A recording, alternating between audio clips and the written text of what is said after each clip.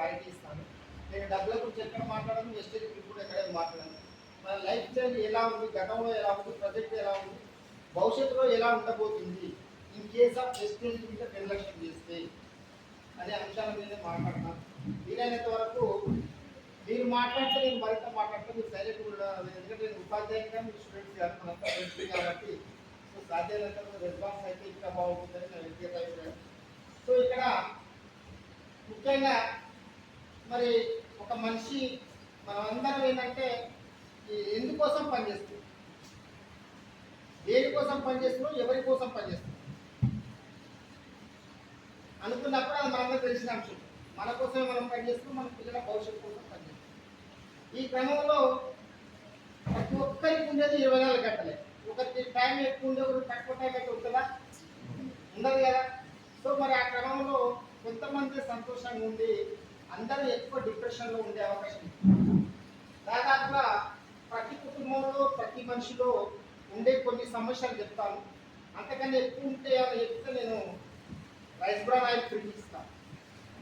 ఒక మనిషికి ఉండే సమస్యలు దాదాపుగా 3 రకాలని నేను ఏం చెప్తా ఉన్నాను. ఆర్థిక సమస్యలు, రెండోది మానసిక సమస్యలు, మూడోది అనారోగ్య సమస్యలు అయి ఉండొచ్చు. ఈ 3 కాకుండా ఇంకేమైనా ఉన్నాయా? ఈ 3 కాకుండా ఇంకేమైనా మనసుకి సమస్యలు ఉన్నాయా? అందరూ ఏకీభవిస్తారు కదా. సో మరి ఇక్కడ ఒక మనిషి మనం ఎల్లప్పుడూ సంతోషంగా ఉండాలని కోరుకుంటున్నాం. సంతోషంగా ఉండకూడదని ఎవరన్నా అనుకుంటారా? అంటే ప్రతి ఒక్కరు మనం సంతోషంగా ఉండాలనే కోరుకుంటాం. మరి ఒక మనిషి సంతోషంగా ఉండడానికి ఏమేమి అవసరం? తెలుగులో మాట్లాడుతున్నాం. మనందరం కూడా సంతోషంగా ఉండడానికి ఏమి అవసరం? ఆరోగ్యం, ఆనందమా? సో ఆరోగ్యం ప్లస్ కావాల్సినంత ఆదాయం, కావాల్సినంత ఆదాయం. ఆరోగ్యం ఉండాలి, కావాల్సినంత ఆదాయం ఉండాలి. ఫర్ ఎగ్జాంపుల్ వెంకటేశ్వర సార్ దగ్గర మంచి ఆరోగ్యంగా ఉన్నాడు, కావాల్సినంత డబ్బు లేదు, సంతోషంగా ఉండే అవకాశాలు ఉంటాయా? హరీష్ రెడ్డి దగ్గర బాగా డబ్బు ఉంది, సార్ సమ్ ఇష్యూస్తో బాధపడతా ఉన్నాడు, సంతోషంగా ఉండే అవకాశం ఉందా? అంటే ఏ మనిషి అయినా సంతోషంగా ఉండాలంటే డబ్బు ఉండాలి, ఆరోగ్యం ఉండాలి. మరి మనం చేసే పనిలో డబ్బు వచ్చే అవకాశం ఉందా? ముఖ్యంగా ప్రతిరోజు మనిషిని లీడ్ చేసేది ఏంటంటే డబ్బు, అంటే మనీ కావచ్చు, తర్వాత ఖర్చు, తర్వాత కాలం. కాలం అంటే టైం, డబ్బు అంటే మనీ, ఖర్చు అంటే ఎక్స్పెండిచర్. లేస్తే ఖర్చు పడుకునే మనం ఖర్చు పెట్టవలసింది, అవునా కదా? మనిషి ఈ మూడింటి బానిసగా ఉందా, లేకపోతే వీటికి యజమానిగా ఉందా? ఫస్ట్ బానిసకు యజమానికి తేడా తెలిసి ఉండాలి. యజమాని అంటే మనమే బాస్, మనం చెప్పినట్టు వాళ్ళు వినాలి, మన ఆధీనంలో వాళ్ళు ఉండాలి. బానిస అంటే అవతలి వ్యక్తి ఆధీనంలో, అవతలి వ్యవస్థ ఆధీనంలో మనం ఉండగలగాలి. సో ప్రతి మనిషి కూడా ఈ మూడింటి చక్రబంధంలో ఎక్కపై బానిసలాగా మారి, నిజమా కాదు? మరి ఈ చక్రబంధంలో ఉన్న మనిషి బానిస నుంచి యజమానిగా మారాలి, బయటకు వెళ్ళాలంటే ఏం చేయాలి అనుకున్నప్పుడు మన ఇంట్లోకి వచ్చే డబ్బు, ఖర్చు, ఈ రెండు ఎక్కడ చేస్తున్నాయంటే మనం తీసుకునే కాలాన్ని, సంపాదించే కాలాన్ని వచ్చే, అంటే ఎంత టైంలో ఎంత డబ్బు సంపాదిస్తున్నావు, రోజుకి ఎన్ని గంటలు పనిచేస్తున్నావు, ప్రైవేట్ ఉద్యోగం చేస్తున్నావు, గవర్నమెంట్ ఉద్యోగం చేస్తున్నావా, లేకపోతే సొంత వ్యాపారం చేస్తున్నావా, సెల్ఫ్ ఎంప్లాయ్మెంట్ ఉంటున్నావా, ఇక్కడ మనం పెట్టే టైంను బట్టి మనకి ఆ డబ్బు వస్తుంది, ఆ డబ్బును బట్టి మనకి ఖర్చులు ఉంటుంది, నిజమా కదా? సో మనకు వచ్చే డబ్బు కంటే ఎక్కువ ఖర్చులు ఉన్న వాళ్ళు ఎంతమంది? డబ్బు కంటే ఎక్కువ ఖర్చు అవుతున్న వాళ్ళు ఎంతమంది? 90% ఉన్నారు సార్. అంటే డబ్బు కంటే తక్కువ ఖర్చు పెడుతున్న వాళ్ళు ఎంతమంది? మిగిలిన వాళ్ళందరికంటేనా? సో ఇక్కడ 3 ఆప్షన్స్ ఇస్తా. ఇక్కడ డబ్బు ఉంటుంది, ఖర్చు ఎక్కువ పెడుతున్నాం. డబ్బు కంటే ఖర్చు ఎక్కువ పెడితే మనిషికి సమస్యల బంధంలోకి వెళ్ళిపోతాం. మనం సంపాదించేది 10,000 అయితే నెలకు 15,000 రూపాయలు ఖర్చు అవుతుంది అనుకో, కొద్దిగా ఒక మానసికమైన తీవ్రత ఒత్తిడికి వెళ్ళిపోయే అవకాశం ఉంటుంది. నిజమా కదా? సో ఇంకోటి ఏంటంటే మనకు వచ్చే డబ్బు 10,000 రూపాయలు ఉంది, 10,000 రూపాయలు ఖర్చు పెడుతున్నాం. మనిషి యొక్క నిలకడగా ఉంటాడు, ప్రశాంతంగా ఉంటాడు కొంత. ఇన్ కేస్ ఆఫ్ మనకు వచ్చే డబ్బు ఎక్కువ ఉండి ఖర్చులు తక్కువ ఉన్నాయనుకో, మనిషి ఎట్లా ఉంటాడు? కానీ హ్యాపీగా ఉంటాడు. మనిషి జీవితం కూడా 2 రకాలుగా ఉండే అవకాశం ఉంటుంది. సర్దుబాటు జీవితము, విలాసవంతమైన జీవితం. మరి సర్దుబాటు జీవితం మంచిగా ఉంటుందా, విలాసవంతమైన జీవితం మంచిగా ఉంటుందా? విలాసవంతమైన జీవితం మంచిగా ఉంటుంది. మరి విలాసవంతమైన జీవితం మంచి గడపాలి అనుకుంటారంటే మనకు ఖర్చు ఎక్కువ ఉండి డబ్బు తక్కువ ఉంటే సాధ్యమవుతుందా, లేకపోతే డబ్బు ఖర్చు 2 సమానంగా ఉన్నప్పుడు సాధ్యమవుతుందా, లేకపోతే మనకు వచ్చే డబ్బు ఎక్కువ రేటు ఉండి దానికి సరిపడ లోపే ఖర్చులు ఉంటే సాధ్యమవుతుందా? డబ్బు ఎక్కువ ఉండి ఖర్చు తక్కువ ఉన్నప్పుడే సాధ్యమయ్యే అవకాశం ఉంది. అంటే ఇక్కడ దీన్ని బట్టి కూడా మనుషులు మనం ఏ రకాలుగా భావించవచ్చు అంటే 3 రకాలుగా భావించవచ్చు. యాక్చువల్గా 2 రకాలు, ఉన్నవారు లేనివారు, ధనవంతులు పేదలు, మధ్యలో కూడా క్రియేట్ చేసిందే మధ్యతరగతి. అవునా కదా? సో మరి ఇక్కడ విలాసవంతమైన జీవితం గడిపే వాళ్ళు కొంతమంది అయితే అవసరాల కోసం జీవితం అనే జర్నీని నడిపే వాళ్ళు మరికొంతమంది. ఎవరు బ్రతకడానికైనా కావాల్సింది ఏంటి? డబ్బు డబ్బు డబ్బు డబ్బు. మరి కొంతమంది విశాలమైన మంచి లగ్జరీ కార్స్ కావచ్చు, మంచి లగ్జరీ కావచ్చు, మంచి క్వాలిటీ ఎడ్యుకేషన్ కావచ్చు, అంటే తన లైఫ్ స్టైల్లో ఎక్కువ డబ్బు ఖర్చు పెట్టగలుగుతారు, కొంతమంది తక్కువ డబ్బు ఖర్చు పెట్టగలుగుతారు.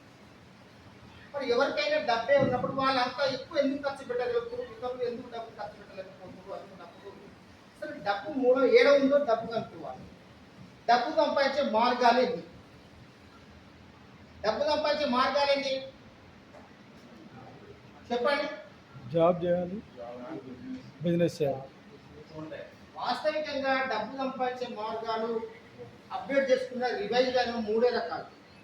సొంత వ్యాపారం చేసుకోవాలి ఒకటైతే, ఎంప్లాయ్మెంట్ ఒకటి. ఎంప్లాయ్మెంట్ అది గవర్నమెంట్ కావచ్చు, ప్రైవేట్ కావచ్చు, నెలనాడు జీతం వస్తే నెల పంట మీద. సెల్ఫ్ ఎంప్లాయ్మెంట్ అంటే రోడ్డుకి ఇరువైపులా షట్టర్లలో వ్యాపారం చేసుకోవాలి కావచ్చు, షట్టర్ ముంగట కూర్చొని వ్యాపారం చేసుకోవాలి కావచ్చు, వీరంతా కూడా సెల్ఫ్ ఎంప్లాయ్మెంట్ లోకి వస్తారు. బిజినెస్ మ్యాన్స్ అంటే మినిమం 200 కోట్ల రూపాయల పెట్టుబడి పెట్టగలగాలి, 500 మందికి ఉపాధి కలిగించగలగాలి. మరి 200 మంది పెట్టుబడి పెట్టే వాళ్ళు ఎవరైనా ఉన్నారా? లేరు. కాబట్టి బిజినెస్ లో 2 రకాలు ఉన్నాయి. బిజినెస్ లో 2 రకాలు ఉన్నాయి. ఒకటి డబ్బులు పెట్టుబడి పెట్టి చేసే వ్యాపారం, రతన్ టాటా, అజిమ్ ప్రేమిజీ, ముఖేష్ అంబానీ ఈ ఆ కోవలో వచ్చేస్తారు. అంటే డబ్బులు పెట్టుబడి పెట్టి డబ్బులే తీస్తారు, వాళ్ళనే ఇన్వెస్ట్మెంట్ బిజినెస్ చేస్తారు. వాళ్ళ స్థాయికి మనలాంటి వాళ్ళం ఎదగడానికి అవకాశం లేదు. కానీ తెలివిని పెట్టుబడి పెట్టి, మనుషుల మీద తెలివిని పెట్టుబడి పెట్టి వాళ్ళకంటే ఎక్కువ డబ్బులు సంపాదించుకునే మార్గం ఉంది. అదే 21st సెంచరీ వ్యాపారం, 21వ శతాబ్ది వ్యాపారం, అదే నెట్వర్క్ మార్కెట్. ఆ నెట్వర్క్ మార్కెట్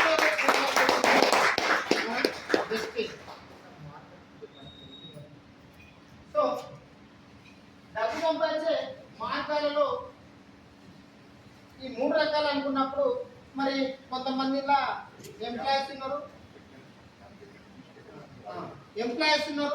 తర్వాత సెల్ఫ్ ఎంప్లాయీస్ ఉన్నారు, ఎంప్లాయీలో కూడా గవర్నమెంట్ ఎంప్లాయీస్ ఉన్నారు, ప్రైవేట్ ఎంప్లాయీస్ ఉన్నారు. ఒకటే ఉద్యోగం చేసే వాళ్ళు ఎవరైనా సరే మన జీతం 1వ తారీఖు, 2వ తారీఖు, 3వ తారీఖు నాడు పడతా ఉంది.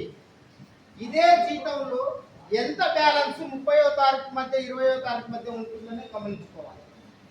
అంటే ఉద్యోగస్తులు చేసే వాళ్ళు ఎంప్లాయీ నేను ఏం చెప్తున్నా అంటే, మా గురుగారు చెప్పేది ఒక ఆయన పాపం golden days, silver days, iron days. Gold, silver, iron ఇంత కాస్ట్లీ. దాన్ని దేని వాల్యూ ఎక్కువ ఉంటుంది? గోల్డ్. తర్వాత వాల్యూ దేనికి ఉంటుంది? తర్వాత ఏముంటుంది అంటే జీతం వచ్చిన 1వ తారీఖు నుంచి 10వ తారీఖు వరకు గోల్డెన్ డేస్, తర్వాత 10 నుంచి 25వ తారీఖు వరకు సిల్వర్ డేస్, 20 నుంచి లాస్ట్ మంత్ ఎండ్ వరకు ఉండేది ఐరన్ డేస్. అప్పుడు ఏం చేస్తామంటే అందరి మీద డిపెండ్ అవుతాం. మస్ట్ మళ్ళీ జీతం వచ్చేంత వరకు ఎవరినో ఒకటి అప్పడగడం అడ్జస్ట్మెంట్ కావడం జరుగుతూ ఉంటుంది. ఇది employment government or private. So self employment వచ్చినప్పుడు వాళ్ళంతా బిజినెస్ మ్యాన్స్ అనుకుంటారు. మనం ముందే చెప్పాం బిజినెస్ మ్యాన్ అంటే 200 కోట్ల రూపాయలు పెట్టుబడిలో పెట్టగలగాలి, 500 మందికి ఉపాధిని కల్పించగలగాలి. అప్పుడు మాత్రమే బిజినెస్ మ్యాన్. అంతకన్నా చేసే వాళ్ళంతా కూడా సెల్ఫ్ ఎంప్లాయ్మెంట్ అంటారు. సెల్ఫ్ ఎంప్లాయ్మెంట్ ఉన్నటువంటి లక్షణం ఏంటంటే షటర్ తీసి కస్టమర్స్ వస్తే వ్యాపారం జరుగుతుంది. షటర్ ఓపెన్ చేసినా కస్టమర్స్ రాలేదనుకో వ్యాపారం కాదు. అయినా షటర్ వారం 10 రోజులు బంద్ చేస్తే కరెంటు బిల్ ఆగదు, రెంట్ ఆగదు, ఖర్చులు మాత్రం నిరంతరంగా వస్తూ ఉంటాయి. ఇదంతా కూడా ఆర్డినరీ జీవితం. ఎంత చెట్టుకు అంత గాలినట్టు, ఎంత తినగానే నీ ఖర్చులు ఉంటే నీ అప్పులు. సో మన లగ్జరీ లైఫ్, విలాసమైన లైఫ్ ఎక్కడ ఉందంటే బిజినెస్ లో ఉంది. బిజినెస్ లో డబ్బులు పెట్టుబడి చేసే వ్యాపారం ఒకటైతే, డబ్బులు పెట్టుబడి లేకుండా చేసే వ్యాపారం రెండోది. ఆ డబ్బులు పెట్టుబడి లేకుండా చేసే వ్యాపారంలో అత్యంత బీదవాళ్ళు కూడా అత్యంత ధనవంతులుగా మారే అవకాశం ఉంది. అదే నెట్వర్క్ మార్కెట్. ఆ నెట్వర్క్ మార్కెటింగ్ లో గత 23 సంవత్సరాల నుండి విజయవంతంగా రన్ అవుతున్నది వెస్టేజ్. సో ఆ వెస్టేజ్ గురించి మనం ఇప్పుడు మాట్లాడుకునే ప్రయత్నం చేద్దాం. అందులో భాగంగా ఇక్కడ కరోనా మనకు గుణపాఠం నేర్పింది. కరోనా కాలంలో మనకు అన్ని రకాల వృత్తులకు లాక్డౌన్ ఏర్పడింది. అన్ని రకాల వృత్తులకు లాక్డౌన్ ఏర్పడితే ఇంట్లోకి డబ్బులు వస్తాయా? డబ్బులు రావట్లేవని మన రోజువారీ ఖర్చులు ఆగిపోతాయా? రోజువారీ యాక్టివిటీస్ ఆగిపోతాయా? మరి రోజువారీ యాక్టివిటీస్ కు రోజువారీ ఖర్చులకు డబ్బు అనేది ఖచ్చితంగా అవసరం. మరి ఈ ప్రపంచంలో అతి తెలివైన వ్యాపారం, అతి సేవారంగమైన వ్యాపారం, భూమి మీద మనుషులు ఉన్నంత కాలం డబ్బు వచ్చే రంగాలు ఒక 4 ఉన్నాయి. ఆ 4 ఒకటి ఏంటంటే అగ్రికల్చర్, రెండోది ఎఫ్ఎంసీజీ, మూడోది హెల్త్ అండ్ హాస్పిటల్స్. ఈ కేసు ప్రపంచవ్యాప్తంగా ఈ 3 రంగాల గిట్ట లాక్డౌన్ ఉంటే మనిషికి మరగడ ఉందా? అగ్రికల్చర్ లాక్డౌన్ పెట్టరా? పెడితే మనం బతకగలుగుతామా? ఉద్యోగాలు చేసేవారు కావచ్చు, ఏసీ ఉండేవారు కావచ్చు, కలెక్టర్ కావచ్చు, ఎవరికైనా కావాల్సిందని ఇది అందించింది. సో ఈ అగ్రికల్చర్ అనేది వెస్టేజ్ టేకప్ చేసింది. తర్వాత ఎఫ్ఎంసీజీని వెస్టేజ్ టేకప్ చేసింది. దాంతో పాటు హెల్త్ కూడా వెస్టేజ్ టేకప్ చేసింది. ఒకప్పుడు హాస్పిటల్స్ లేవు. ఇక్కడ గమనించండి, నిరక్షరాస్యత, అక్షరాస్యత తక్కువ ఉన్నాడు, హాస్పిటల్స్ తక్కువ, రోగాలు కూడా తక్కువ. ఇలా అక్షరాస్యత పెరుగుతుంది, సైన్స్ డెవలప్మెంట్ అవుతుంది, హాస్పిటల్స్ పెరుగుతుంది, రోగాలు పెరుగుతుంది. సైన్స్ డెవలప్మెంట్ అయినప్పుడు, ప్రతి ఇంట్లో అక్షరాస్యత అయినప్పుడు ఆరోగ్యవంతమైన కుటుంబం ఉండాలి, ఆరోగ్యవంతమైన పౌరులు ఉండాలి. మరి అనారోగ్యం వైపు ఎందుకు వెళ్తా ఉన్నాం? దీనికి కారణం ఏంటంటే మనిషి కమర్షియలైజేషన్ అయిపోయిండు. విలువలకు లేకుండా డబ్బు సంపాదించాలని ఆకుతోటి భూమి కలుషితమైంది, పంటలు కలుషితమైంది, గాలి కలుషితమైంది, కానీ నీరు కలుషితమైంది. సో దానివల్ల ఏమంటే నువ్వు ఎంత మంచిగున్నా, నువ్వు మందు తాగకపోయినా, స్మోకింగ్ చేయకపోయినా రకరకాల వ్యాధులు బారినపడి చనిపోయే ప్రమాదం ఉంది. సో ఆ క్రమంలో చూసుకున్నప్పుడు మరి డబ్బు ఏడ ఎక్కువ ఉందో అక్కడ పనిచేయాలనుకున్నప్పుడు డబ్బు ఎక్కువ ఉన్నది కూడా ఈ రంగాలలోనే. సో మనం రోజువారీగా ఖర్చులు పెడతా ఉన్నాం. మరి ఖర్చులను తగ్గించుకునే అవకాశం మన చేతిలో లేదు, కానీ ఖర్చులను ఆదాయంగా మార్చుకునే అవకాశం వెస్టేజ్ కల్పిస్తుంది. ఖర్చులే ఆదాయంగా మార్చుకునే అవకాశం వెస్టేజ్ కల్పిస్తూ ఉంది. దీనికి అందరూ అర్హులే. ఫర్ ఎగ్జాంపుల్ ఎట్లా అంటే ఎఫ్ఎంసీజీ తీసుకున్నప్పుడు ఉద్యోగస్తులైన ఐఏఎస్ నుంచి అటెండర్ వరకు, ప్రధానమంత్రి నుంచి బాడీ మెంబర్ వరకు రకరకాల ప్రజలు ఉంటారు. వాళ్ళందరూ కూడా పనులు తోవాల్సిందే, బ్రష్ వాడవలసిందే, స్నానం చేయవలసిందే, సబ్బు పెట్టవలసిందే, హెయిర్ ఆయిల్ పెట్టవలసిందే, వంట గుర్తు వాడవలసిందే. అంటే ఇవన్నీ ఖర్చుల రూపంలో నిలబడి జీతంలో ఖర్చుల రూపంలో రాస్తాయి కదా. మరి ఈ ఖర్చులను ఆదాయం ఇంకా మలుచుకునే అవకాశం బయట ఎక్కడ లేదు, అది వెస్టేజ్లోనే ఉంది. దానికి ఒక బెస్ట్ ఎగ్జాంపుల్ ఏంటంటే ఫస్ట్ టైం వెస్టేజ్ ప్రొడక్ట్ వాడకుండా కూడా వెస్టేజ్ అంటే తెలియకుండా ఈ మీటింగ్ వచ్చిన వాళ్ళు ఎవరైనా చేతులుతారు.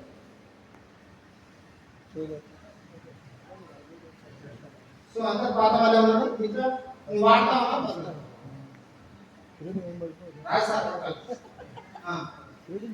సో ఫర్ ఎగ్జాంపుల్ బయట మార్కెట్లో మరి మన వెస్టేజ్ ప్రొడక్ట్ అందరు నమ్మకపోవడానికి మనం నమ్మించడానికి ప్రయత్నం ఎందుకు చేస్తున్నాం అంటే బయట ఏ ప్రొడక్ట్ వాడాలన్నా కానీ ఎలక్ట్రానిక్ మీడియా, ప్రింట్ మీడియా రూపంలో, టీవీ రూపంలో మన ఇంటికి ముందు వచ్చి వాడతాము. మన రిఫ్లెక్షన్ రూపం అడ్వర్టైజింగ్ పడిపోవడం ద్వారా జనాలు మనం పోయి చెప్తే నమ్మట్లేదు. సో మన ఇంట్లో వాడుకునే నిత్యావసర వస్తువులను ఖర్చులను ఆదాయంగా మలుచుకునే అవకాశం ఎక్కడో తెలుసుకోవాలనుకున్నప్పుడు ఫర్ ఎగ్జాంపుల్ ఒక సబ్బు కానీ ఏదైనా ఒక వస్తువు తీసుకున్నప్పుడు బయట మార్కెట్లో దాని వాల్యూ ఎంత ఉందంటే ఒక 100 రూపాయలు ఉంది. సబ్బు, షాంపూ, పేస్ట్ ఎనీవన్ సబ్బే అనుకోండి, మనం ఎక్కడ తెస్తాము? ఒక రిటైల్ షాప్లో తెస్తాం. అంటే రిటైల్ షాప్, అది డిమార్ట్ కావచ్చు, సూపర్ మార్కెట్ కావచ్చు, ఇంకా పక్కన చిన్న కుట్టు కావచ్చు. నిజమా కదా? ఆయన తయారు చేసిన సోపు ఆయన తయారు చేయడం ఈ వాల్యూ వచ్చి 100 రూపాయలు. ఆయన తయారు చేయడం ఆయన ఎక్కడ చేస్తాడంటే ఒక హోల్సేల్ షాప్ తెస్తాడు, ఆయన చేస్తాడంటే ఒక డిస్ట్రిబ్యూటర్ కాడ తెస్తాడు, ఆయన చేస్తాడంటే క్యారీ బార్ కాడ తెస్తాడు, ఆయన తయారయ్యే మ్యానుఫ్యాక్చర్ దగ్గర తెస్తాడు.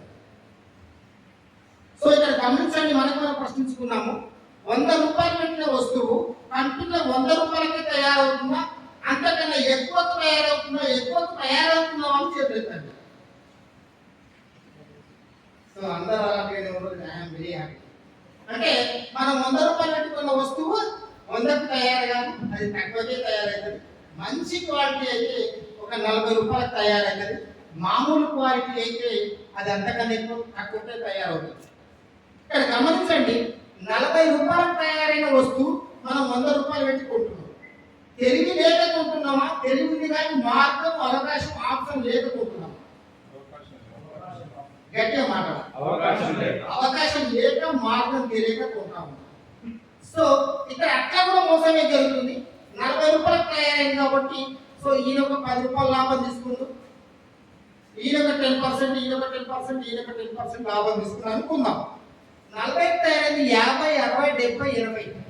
కానీ మనం 20 రూపాయలు ఎక్స్ట్రా పెట్టి 100 రూపాయలు అయింది. మరి 20 రూపాయలు ఎక్స్ట్రా ఎవరు ఎత్తకపోతున్నారు? ఏమన్నా అవగాహన ఉందా? అంటే ఆ ప్రొడక్ట్ వాడని వాళ్ళు, ఆ ప్రొడక్ట్ సంబంధం లేదు, ఆ సొసైటీలో నేమ్ అంటే ఉన్న వాళ్ళు వచ్చి పబ్లిసిటీ చేస్తారు. అమితాబ్ బచ్చన్ కావచ్చు, ఐశ్వర్య రాయ్ కావచ్చు, సచిన్ టెండూల్కర్ కావచ్చు, హీరో మహేష్ బాబు కావచ్చు, జూనియర్ ఎన్టీఆర్, ఇలా ఎవరైనా కావచ్చు. తెచ్చి వాళ్ళు ఏం చేస్తారంటే ఒక 20% ఎత్తపోతున్నారు. 100 బ్యాలెన్స్ అయినా సగటున ఒక మనిషి నెలకు 10,000 రూపాయలు సంపాదిస్తే 6,000 రూపాయల వరకు వీలే ఎత్తపోతాడు. సగటున ఒక మనిషి నెలకు 1,00,000 రూపాయలు సంపాదిస్తే 60,000 రూపాయల వరకు వీలే ఎత్తపోతాడు. వీరిని ఏమంటే మధ్యవర్తులు అంటారు, వాళ్ళతో పాటు అడ్వర్టైజ్ చేసేవాళ్ళు. మన కంపెనీ ఒక దూరదృష్టితో ఆలోచించి మేక్ ఇన్ ఇండియా ప్రొడక్ట్, మన ప్రొడక్ట్ మనమే వాడుకోవాలని ఆలోచనతోటి నీ ఫ్యామిలీ కోసం డబ్బు సంపాదించుకునే నువ్వు ముఖ్యం, నీ కోసం వస్తువు తయారు చేసి మ్యానుఫ్యాక్చర్ నేను ముఖ్యం. నేను తయారు చేసిన వస్తువులకు వీళ్ళకి సంబంధం లేదు, నువ్వు సంపాదించిన డబ్బులకు వీళ్ళకి సంబంధం లేదు. అయినా 60% ఎత్తకపోతా ఉన్నారు. నేనేమంటున్నానంటే ఆ 60% నీకే ఇస్తాను, ఆ 60% నీకే ఇస్తాను. అదే డైరెక్ట్ సెల్లింగ్ కంపెనీ, అదే వెస్టేజ్ కంపెనీ. బయట 60% కోల్పోతున్నావు. ఆ కోల్పోయే డబ్బంతా నీదే. ఆ డబ్బు నేను నీకు ఇస్తా. నా కండిషన్ ఏంటంటే నా ప్రొడక్ట్ నచ్చితేనే వాడు, నచ్చకపోతే బంద్ చేయి. 30 డేస్లో నా ప్రొడక్ట్ వాడుకొని రిటర్న్ ఇచ్చిన జిఎస్టీ కట్ చేసుకుని నీ డబ్బులు నీకు ఇస్తా ఉంటుంది. ఆ 60% మనకి ఎట్లా ఇస్తుందో తెలుసుకున్నాం. సో ఆ రకంగా చూసుకున్నప్పుడు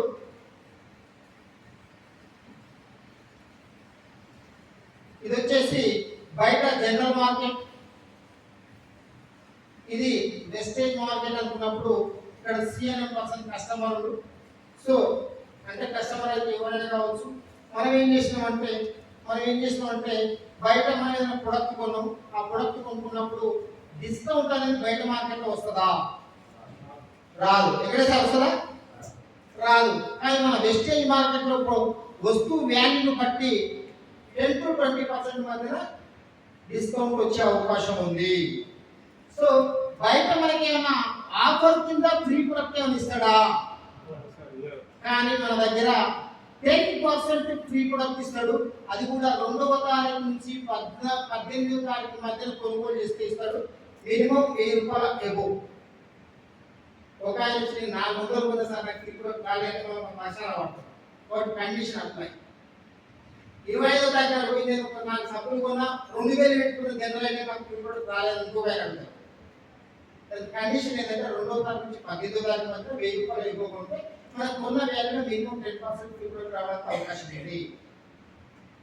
గతంలో ఫోన్ పే, గూగుల్ పే ఇవి వచ్చినప్పుడు ఒకరి నుంచి ఒకరికి రిఫరెన్స్ ఇస్తే 35 రూపీస్, 5 రూపీస్, 10 రూపీస్, 20 రూపీస్ మన అకౌంట్లో బోనస్ కూడా వచ్చేది. అప్పుడు ఎగిరి గంతేసేవాళ్ళు. దాన్ని ఏమంటారంటే ముందు భాషలో క్యాష్ బ్యాక్ అంటారు. బయట మార్కెట్లో డిమార్ట్ కానీ ఏదైనా వస్తువు ఏ శాఖ అయినా కావచ్చు, వస్తువులు కొంటే క్యాష్ బ్యాక్ రూపంలో మనకి రిటర్న్ వస్తుందా? రావట్లేదు. క్యాష్ బ్యాక్ రూపంలో మనకి రిటర్న్ రావట్లేదు. కానీ మన దగ్గర 5 నుంచి 16 రూపాయలు మనకు క్యాష్ బ్యాక్ రూపంలో వస్తూ ఉంటుంది. మినిమం 100 రూపాయలు పెట్టుకుంటే 5 రూపాయల నుంచి 16 రూపాయల మధ్య మన అకౌంట్లో పడే అవకాశం ఉంది. అది కూడా ప్రతి నెల 10వ తారీఖున పడే అవకాశం ఉంది. సరే ఇది కూడా నా క్యాష్ బ్యాక్ ఏదైనా వాళ్ళు అడుగుతారు కండిషన్స్. సో దాంతో పాటు మనం రెగ్యులర్ గా ఒక 2 నెలల సంది 3 నెలల సంది రెగ్యులర్ గా ప్రతి నెల కిరాణా షాప్ లో కొంటాం. మనకేనా ఇస్తాడా ఆఫర్ అనేది? అట్లే లేడు. దాని కానీ స్పెషల్ ఆఫర్ కింద మన కింద ఏం చేయడు. కానీ మన దగ్గర వరుసగా ఒక 4 నెలల పాటు 3500 రూపాయల చొప్పున వరుసగా 4 నెలలు ఉంటే 5వ నెల 2515 రూపాయల ఫ్రీ ప్రొడక్ట్ ఇస్తాడు ప్రతి నెల వీటితో పాటు. ఏదైనా చిన్న ఫ్యామిలీ 3500 ఖర్చు పెట్టలేని భార్య భర్త ఇద్దరు చిన్న పిల్లలు ఏమో నాకు వచ్చే జీతమే 10,000 రూపాయలు అని నా అంతటా ఖర్చు పెడుతుంది సార్ అనుకున్నప్పుడు నెలకు ఒక 2500 రూపాయల వరకు అంటే 60p అంటారు దీన్ని.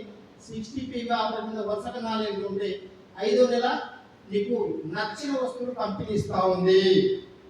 దీన్నే 100pv అనుకోవచ్చు, లేకపోతే దీన్ని 60pv అనుకోవచ్చు. ఈ 2 కలిపితే 160pv అయితే దాన్నే కోర్ అనుకుంటారు. అప్పుడు నీకు 3715 రూపాయలు కూడా వచ్చే అవకాశం ఉంది. చూద్దాం ఈ రకంగా బయట మార్కెట్లో 60% మనం కోల్పోతా ఉన్నాం. ఆ 60% మన కంపెనీ ఇస్తున్నది. ఆ 60లో కొన్నప్పుడే 50 వస్తూ ఉంది మనకు. ఎట్లనో చూద్దాం. యావరేజ్గా ఒక 15% డిస్కౌంట్ చేసుకోండి. ఎందుకంటే దీని మినిమం మ్యాక్సిమం ప్రకారం. సో ఇక్కడ ఇదొక 10% చేసుకోండి, తక్కువ. ఇదొక 5% చేసుకోండి, ఇదొక తక్కువ. ఇప్పుడు ఎంత అయింది? ఈ 2 కలుపుకుంటే ఒక 20%.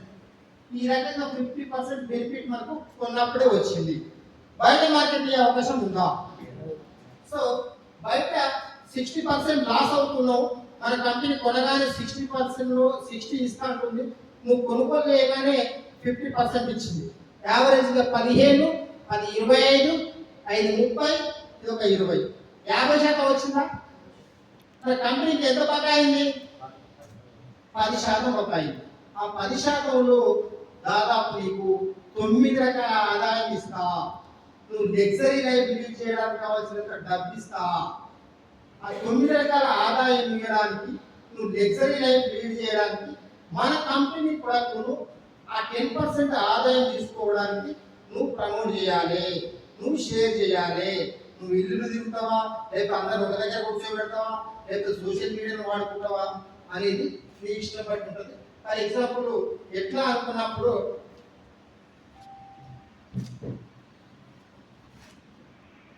ప్రతి పర్సన్ తన ఫ్యామిలీకి 2000 నుంచి 50,000 రూపాయలు ఖర్చు పెట్టే ఫ్యామిలీస్ కూడా ఏమైనా ఆల్ ఓవర్ ఇండియా ఎవరి స్తోమతను బట్టి వాళ్ళు ఖర్చు పెట్టుకునే అవకాశం ఉంది. లెక్కలోకి ఫర్ ఎగ్జాంపుల్ ఒక 4,000 రూపాయలు ప్రతి ఫ్యామిలీకి సరైన ఖర్చు అవుతున్నాయి అనుకుందాం. బయట మార్కెట్ నుంచి మన వెస్టేజ్ మార్కెట్లోకి ఈ 4,000 రూపాయలు పెట్టి కొన్న పర్సన్కు కొనగానే ఏమైందంటే ఒక 50% బెనిఫిట్ వచ్చింది. ఏమొచ్చింది 50% బెనిఫిట్ ఏ రూపంలో వచ్చింది? డిస్కౌంట్ రూపంలో వచ్చింది, క్యాష్ బ్యాక్ రూపంలో వచ్చింది, ఫ్రీ ప్రొడక్ట్ రూపంలో వచ్చింది, తర్వాత సిఎన్సి ఆఫర్ రూపంలో కలిపి వచ్చింది. ఇంకా మనకి ఎంత రావాలి? 10% రావాలి. ఆ 10% లోనే కావాల్సినంత డబ్బు ఉంది. ఆ 10% లోనే 9 రకాల ఆదాయం ఇస్తామంటుంది. అందులో సో ఒక 50% బెనిఫిట్ జరిగింది. బయట వస్తువుల కంటే క్వాలిటీ మరి బాగుంది. మనం వాడుకోవచ్చా వాడుకోవద్దు? మనతో పాటు మనం ఏం చేసినామంటే ఒక 10 మందికి చెప్పినాము. 10 మంది ఇంటూ 4,000 రూపాయలు చొప్పున 40,000 రూపాయల టర్న్ ఓవర్ కంపెనీకి జరిగిన అందులో 10% ఒక 4,000 రూపాయల వరకు కంపెనీ మన అకౌంట్లోకి ఇచ్చే అవకాశం ఉంది. మరి 10 మందికి లాభం ఏంటంటే 10 మందికి లాభం ఏంటంటే ఆ రకాల బెనిఫిట్స్ అన్ని ఇచ్చేస్తాయి.